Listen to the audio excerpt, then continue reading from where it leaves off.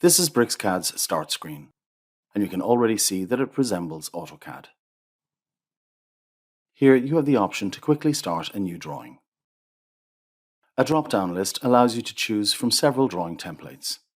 Templates allow you to start a new drawing with different initial settings or entities such as a unit type, precision, title blocks, layers, and others.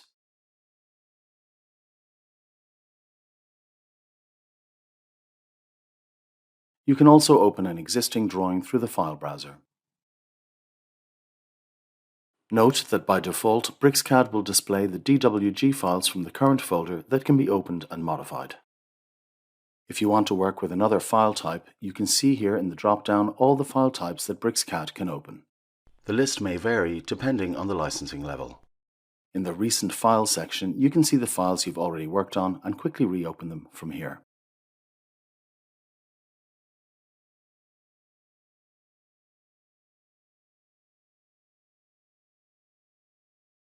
In the Learn tab, you'll find links to useful learning materials such as training courses, tutorials, and help articles.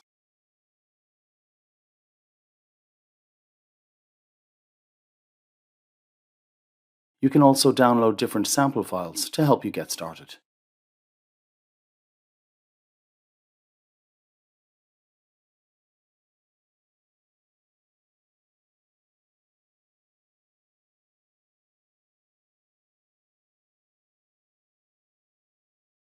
The Applications tab links to the App Store, where you can find third-party applications with various functions to help simplify your workflows.